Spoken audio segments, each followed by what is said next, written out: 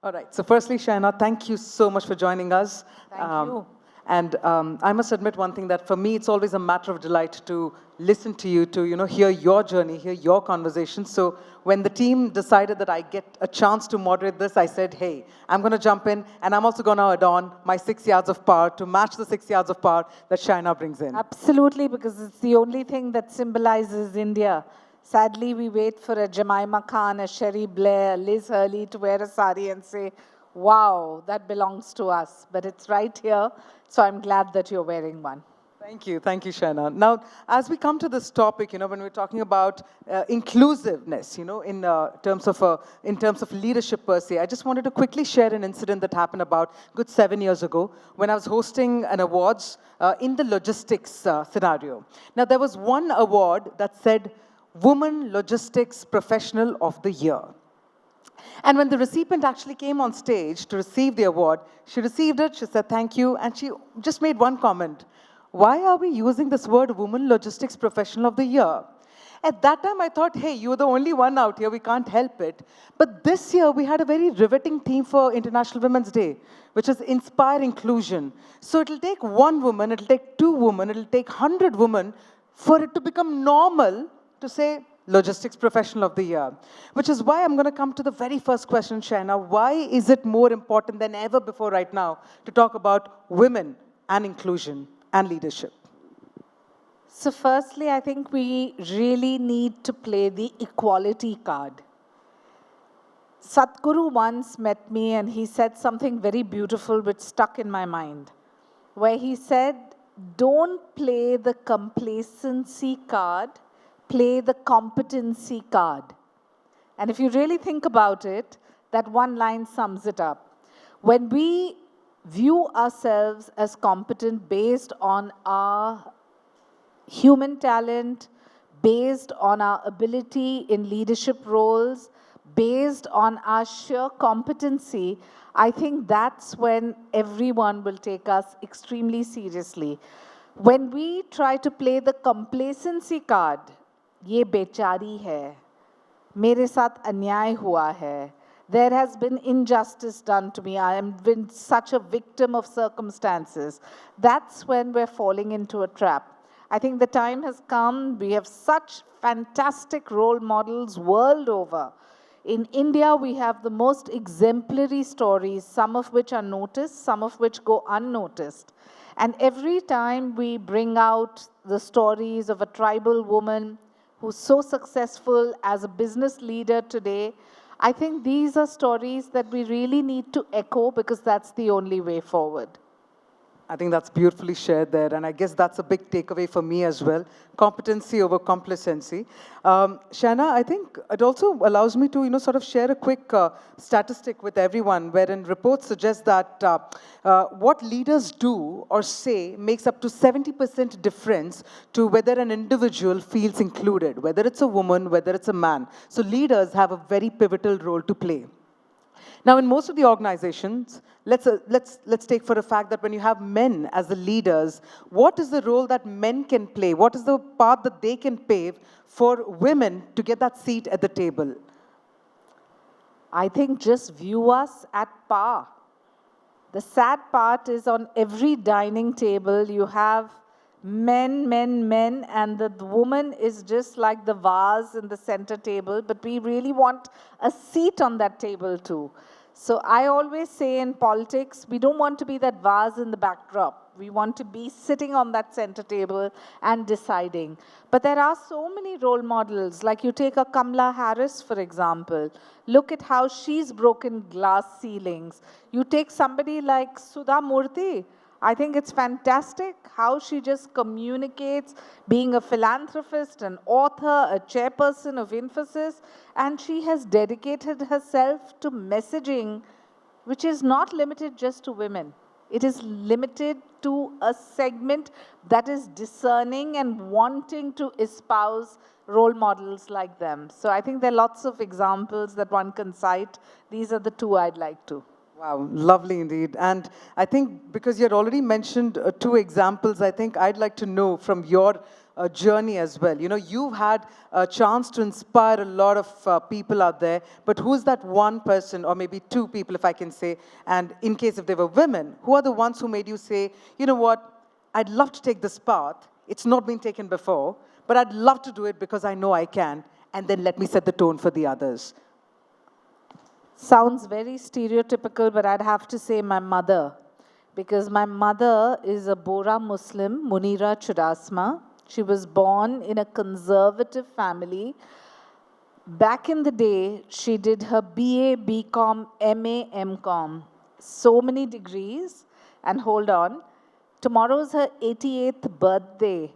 And you'd be amazed to know, at the age of 75, she went to Cambridge.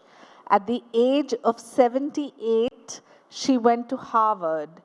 And at the age of 82, she went to South Africa for summer course, because obviously by then she had to probably limit her time based on her health.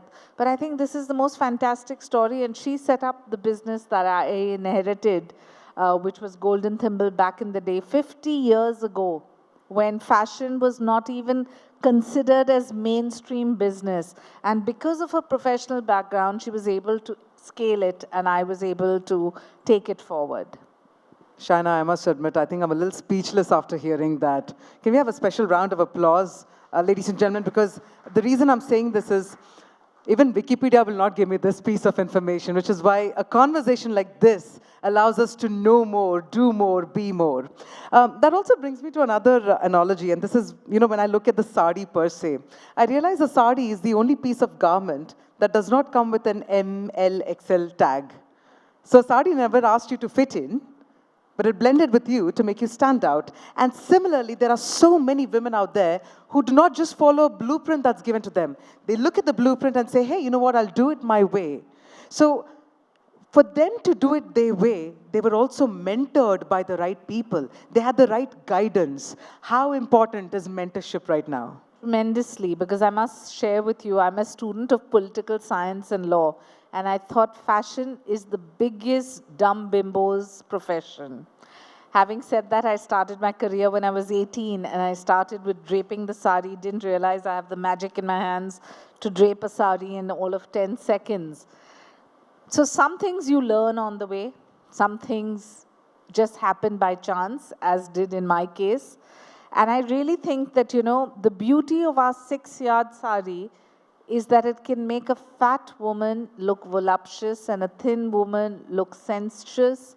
It is for us as a society to take it to the international platform. I feel saddened when I have brides who come and say that they want to wear a cocktail gown on their wedding, and they want to wear a cocktail gown on their Sangeet. And I feel like saying you can innovate so much with something that belongs to us.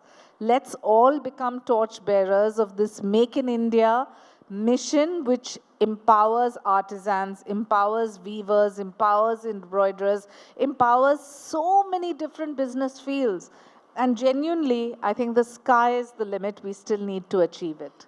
Absolutely. I think that is one big takeaway for a lot of people out there. Coming to mentorship per se, because I think this is where I want to shift the gears, you know. While we can talk about the fact that women want to have that seat at the table, were you also mentored by someone who probably had a profound impact in your life? And how is it that anyone can become mentors? Because youngsters these days, especially Gen Zs, I see a lot of them having the voice to reach out. So they are looking out for the right mentors, but how do we find these mentors? So frankly, it can be just a path you choose and luck by chance. Sometimes you can have mentors who look at every aspect of your growth.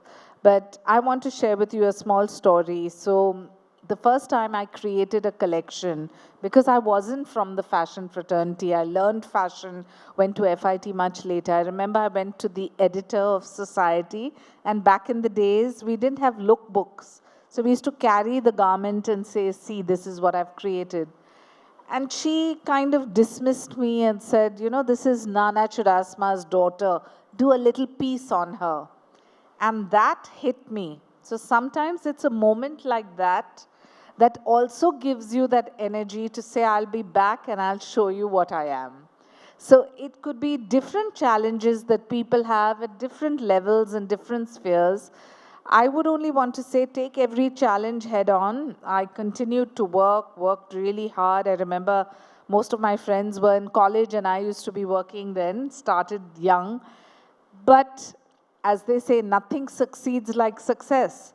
Moment you've tasted the success in your life, be it monetarily, be it name, fame, be it just running an organization, I think that's the biggest learning and that's the biggest mentorship anyone can get in the process ahead. So directly, when experiences can become a learning platform for you, that itself can be... And humiliation too. Humiliation is the biggest learning. I think that's when you start reflecting inwards, when something like that happens.